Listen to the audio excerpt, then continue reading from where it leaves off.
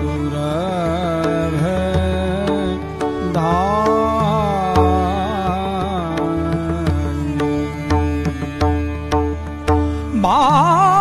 प्रीता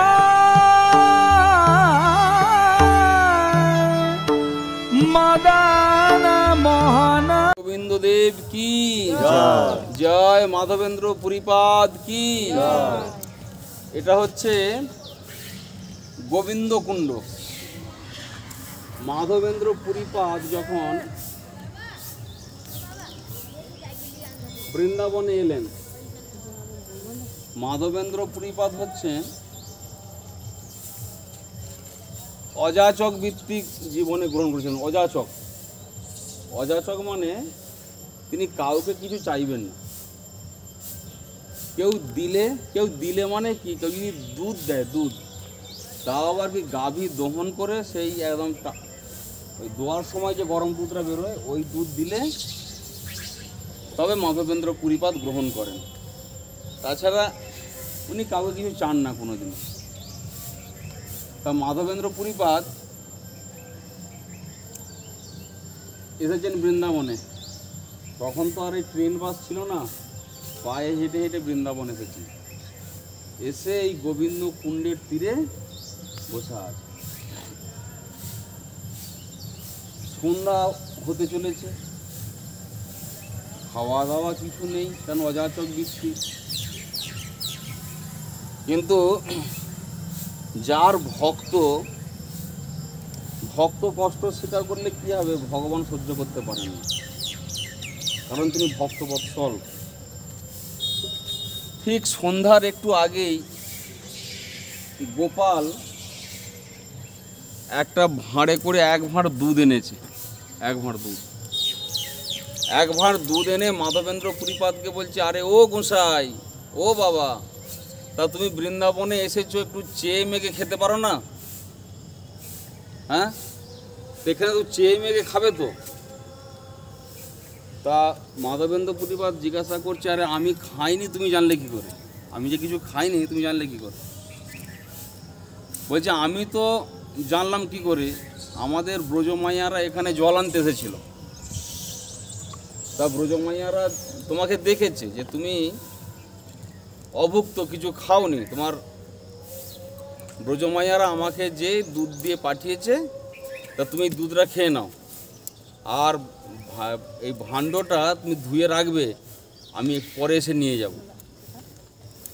তা মাধবেন্দ্র পুরীপাদ যখন দুধের ভাণ্ডটা হাতে নিয়েছে, নিয়ে জানে হয়তো কোনো ব্রজ বালক হবে দুধ দিয়েছে, কিন্তু দুধটা খাওয়ার পর একটা যখন যেন আলাদা রকমের শরীরে একটা শিহরণ হচ্ছে।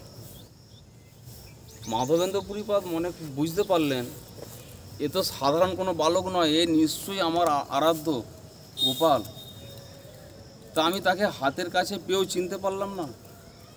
মাধবেন্দ্র পুরীপাদ চিন্তা করছে, যাক, ভাণ্ড তো আনতে আসবে, তখন আমি তাকে ধরবো। তখন সন্ধ্যা হয়ে গেল, আর ওই রাখাল বালক আসছে না। রাত্রি হয়ে গেল, আসছে না। তখন চিন্তা করছে, আর কি আসবে না নাকি? তো এই মাটির ভাণ্ডটাকে নিয়ে সারা রাত্রি এই রাস্তার দিকে তাকিয়ে বসে আছে, কখন গোপাল আসবে, রাখাল বালক আসবে। এরকম বসে থাকতে থাকতে খুব ভোরের দিকটায় একটা তন্দ্রা এসে গেছে, ঘুমিয়ে পড়েছে, আচ্ছন্ন ভাব। তা তখন ওই রাখাল বালক এসেছে, স্বপ্নে এসেছে, এসে বলছে, মাধব, আমি এই গোবর্ধনের গুহার মধ্যে অনেক দিন ধরে কষ্ট পাচ্ছি, অনেক দিন ধরে। তা তুমি আমাকে এখান থেকে উদ্ধার করো, বাইরে নিয়ে চলো। তা মাধবেন্দ্র পুরীপাদকে বলছেন, গোপাল বলছে, বহুদিন করে আছি পথ নিরীক্ষণ, কতদিনে মাধবাসী করিবে সেবন। আমি বহুদিন ধরে পথ চেয়ে বসে আছি, কবে মাধব এসে আমার সেবা করবে। মাধবেন্দ্র পুরীপাদ আর ঘুমোতে পারলেন না, উঠে স্নান করে ফেললেন। উঠে যেই একটু প্রভাত হয়েছে, এমনি ব্রজবাসীদের কাছে ছুটে গেলেন, ওগো ব্রজবাসী, তোমরা এসো, তোমাদের গোপাল এখানে রয়েছে, কষ্ট পাচ্ছে। তো এই যে গোপাল, এই গোপাল হচ্ছে বজ্রনাভের দ্বারা প্রতিষ্ঠিত। গোপালের সেবা করছিল মুসলমানদের আক্রমণে, মুসলমানদের ভয়ে গোপালকে ওই গোবর্ধনের গুহার ভেতরে রেখে পালিয়ে গেছে প্রাণ ভয়ে। তা গোপালকে তখন তারা ওই জঙ্গল কেটে পাথর খুঁড়ে গোপালকে বার করলো। গোপালকে বার করার পর বলল আমার অভিষেক করতে হবে গোপালকে। তা ওই গোবর্ধন পর্বতের ওপরে নিয়ে যেয়ে ব্রজবাসীরা সব কলসি কলসি জল এনে গোবিন্দকুণ্ড থেকে জল নিয়ে যেয়ে গোপালের অভিষেক করালো। গোপালকে এবারে অন্নকূট মহোৎসব, একদম সব ব্রজবাসীরা ঘর থেকে আটা নিয়ে যেয়ে সব মহোৎসব তৈরি করলো, চাল ডাল আটা নিয়ে রান্না করে মহোৎসব।